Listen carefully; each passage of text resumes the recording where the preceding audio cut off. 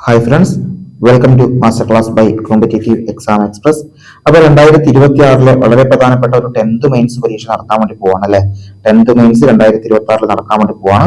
May 11നും May 18നുമാണ് ഈ ഒരു പരീക്ഷ നടക്കുന്നത്. മെയ് 11നും മെയ് 18നും ഇതിന് കൺഫർമേഷൻ നൽകണോ, അതുപോലെ സിലബസിൽ മാറ്റമുണ്ടോ, അപേക്ഷകരുടെ എണ്ണം എത്ര, ഇതൊക്കെ ഒന്ന് പരിശോധിച്ച് നോക്കാം. സിലബസിൽ മാറ്റമുണ്ട്, അതാണ് നമ്മൾ ഏറ്റവും പ്രധാനമായി കാണേണ്ടത്. അതുപോലെ കൺഫർമേഷൻ നൽകണോ എന്നൊക്കെ നമുക്കൊന്ന് പരിശോധിച്ച് നോക്കാം. ഇതാ ഇങ്ങനെയാണ് 4 എൻഡ് മെയിൻസ് പരീക്ഷകളാണ് നടക്കാൻ വേണ്ടി പോകുന്നത്. 4 എണ്ണമാണ് നടക്കാൻ വേണ്ടി പോകുന്നത്. 199/2024 അറ്റൻഡർ ആണ്. അത് Kerala state industrial development corporation ലിമിറ്റഡിലേക്കാണ്. അതുപോലെ 037/2024 അറ്റൻഡർ ഗ്രേഡ് 2 ആണ്. കേരള സ്റ്റേറ്റ് ഇൻഡസ്ട്രിയൽ എന്റർപ്രൈസസ് ലിമിറ്റഡിലേക്ക്. പിന്നെ 328/2024 salesman grade 2, salesman grade 2 part 1 general കാറ്റഗറിയാണ്. Kerala state handloom labours cooperative society ഹാൻഡെക്സിലേക്കാണ്. പിന്നെ 327/2024 സ്റ്റോർ കീപ്പർ ആണ്. കേരള ടൂറിസം ഡെവലപ്മെന്റ് കോർപ്പറേഷനിലേക്ക്. ഇങ്ങനെ 4 പരീക്ഷകളാണ് പ്രധാനമായി നടക്കുന്നത്. എല്ലാം സ്റ്റേറ്റ് വൈഡ് എക്സാം ആണ്. ഇതിൽ കേരള സ്റ്റേറ്റ് ഇൻഡസ്ട്രിയൽ ഡെവലപ്മെന്റ് കോർപ്പറേഷനിലേക്കുള്ള അറ്റൻഡർ പരീക്ഷയാണ് മെയ് 11 നടക്കാൻ വേണ്ടി പോകുന്നത്. ബാക്കി 3 പരീക്ഷകളും എന്താണ്, മെയ് 18 മെയ് 11 ഒരു എക്സാം, ബാക്കി 3 മെയ് 18 കോമൺ എക്സാം ആയിട്ടാണ് നടക്കുന്നത്. ഓക്കെ, ഈ മെയ് 11 പരീക്ഷയുടെ ഹോൾ ടിക്കറ്റ് 27/4/2026 മുതൽ ലഭിക്കും. ബാക്കിയുള്ളതിന്റെ 3 4/5/2026 മുതൽ ലഭിക്കും.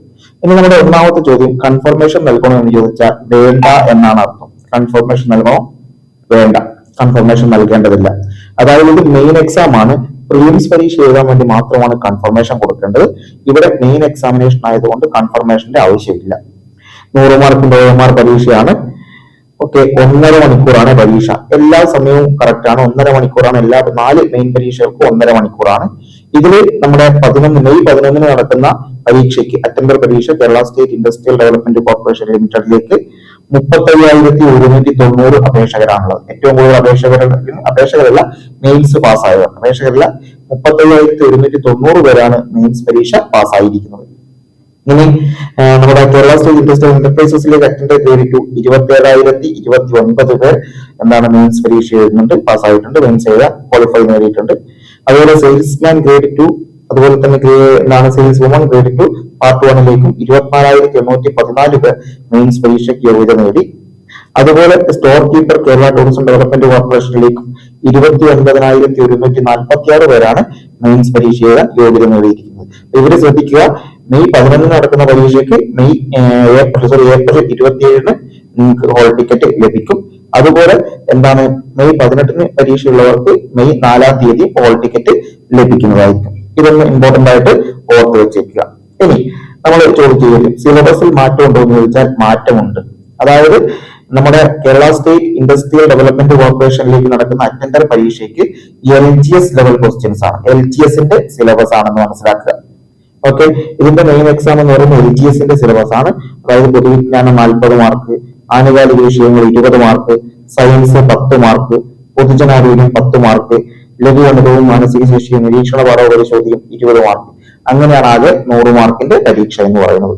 ഓക്കെ, കൃത്യമായി മനസ്സിലാക്കുക. Attender in Kerala state industrial development കോർപ്പറേഷന്റെ സിലബസ് മാറ്റമാണ്.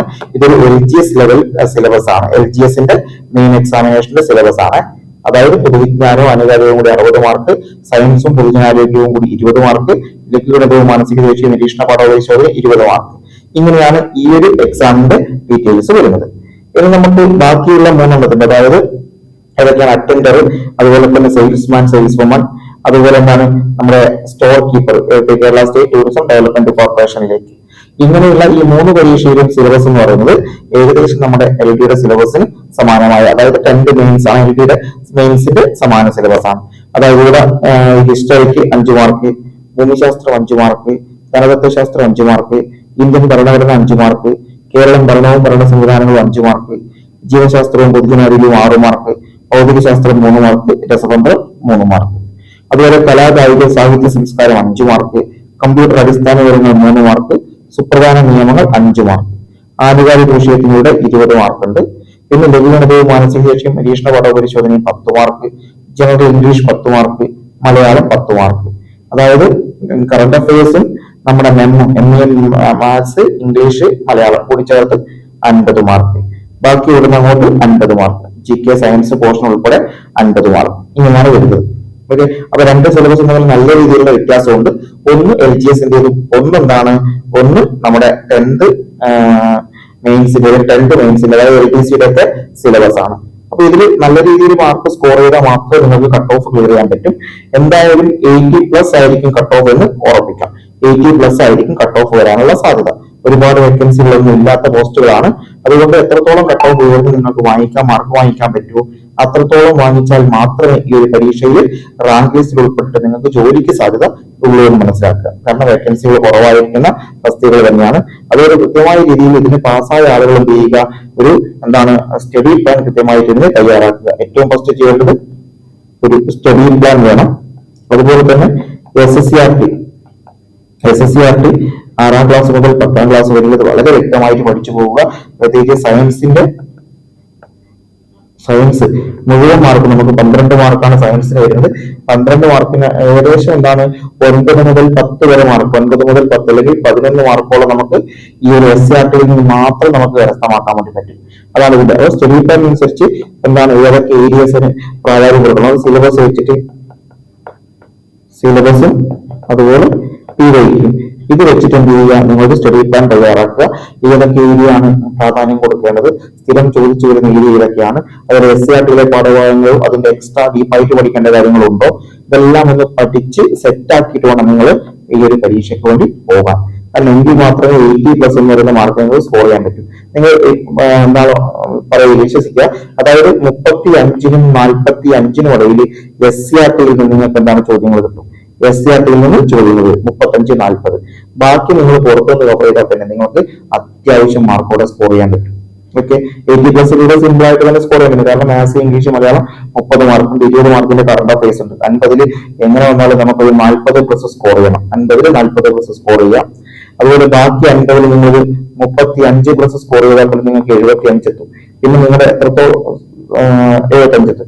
പിന്നെ നിങ്ങൾക്ക് അതിൽ എത്രത്തോളം എക്സ്ട്രാ ആഡ് ചെയ്ത് നിങ്ങളുടെ ഭാഗത്ത് കൂട്ടിച്ചേർക്കാൻ പറ്റുമോ അവിടെ നിങ്ങളുടെ ബെനിഫിറ്റ് ആണ്. അതാണ് നിങ്ങളുടെ റാങ്ക് നിശ്ചയിക്കുന്നത്. ഈ 75 മാർക്ക് എങ്ങനെ പോയാലും നിങ്ങൾക്ക് കിട്ടും. ആ 75 മാർക്ക് കൂടുതൽ എത്രത്തോളം നിങ്ങൾക്ക് സ്കോർ ചെയ്യാൻ പറ്റുന്നു അതാണ് നിങ്ങളുടെ റാങ്ക് നിശ്ചയിക്കുന്നത്. ആ റാങ്ക് നിങ്ങളുടെ ജോലിയെ തീരുമാനിക്കും. എത്രത്തോളം റാങ്കാണ് നിങ്ങൾക്കുള്ളത് അത് നിങ്ങളുടെ ജോലിയെ തീരുമാനിക്കും. ഓക്കെ, അപ്പൊ ഈ ഒരു കാര്യം നിങ്ങൾ വളരെ വ്യക്തമായിട്ട് തന്നെ പഠിച്ചു വെക്കണം. ഇത്രയും കാര്യങ്ങളാണ് ഇനി പരീക്ഷ എഴുതാൻ പോകുന്നവർ. ഇനി ആകെ കുറച്ച് ദിവസങ്ങളേ ഉള്ളൂ. ഏകദേശം 10-80 ദിവസം എന്ന് നമുക്ക് പറയാൻ പറ്റും. 80 ദിവസം ഉണ്ടാകുമ്പോൾ 75 ദിവസത്തെ പ്ലാൻ നിങ്ങൾ തയ്യാറാക്കുക. ഒരു 75 ദിവസത്തെ പ്ലാനെങ്കിലും നിങ്ങൾ തയ്യാറാക്കുക. അല്ലെങ്കിൽ ചില ആൾക്ക് ഈ 11 പരീക്ഷ ആകുമ്പോൾ നമുക്ക് ഏകദേശം 70 ദിവസം മതി. 70 ദിവസത്തെ പ്ലാൻ തയ്യാറാക്കുക. ഓക്കെ, 70 ദിവസത്തെ ഒരു സ്റ്റഡി പ്ലാനാണ് നിങ്ങൾ തയ്യാറാക്കേണ്ടത്. ആ 70 ദിവസത്തെ സ്റ്റഡി പ്ലാൻ നിങ്ങൾ തയ്യാറാക്കുമ്പോൾ നിങ്ങൾ മനസ്സിലാക്കുക, നിങ്ങൾക്ക് നോക്കാം ഒരു മിനിറ്റ്. ഓക്കെ, അതായത് 70 ദിവസത്തെ സ്റ്റഡി പ്ലാനാണ് നിങ്ങൾ തയ്യാറാക്കേണ്ടത്. സ്റ്റഡി പ്ലാൻ അത് SCRT നിങ്ങൾ കവർ ചെയ്യണം. SCRT കവർ ചെയ്യണം, PYQ കവർ ചെയ്യണം. പിന്നെന്താണ് അതിൽ വളരെ പ്രധാനപ്പെട്ട MEM കവർ ചെയ്യണം, കറണ്ട് അഫയേഴ്സ്. ഇത് നിങ്ങൾ ഡെയിലി ഇത് നോക്കി പോകണം. ഡെയിലി ചെയ്യേണ്ടതാണ്.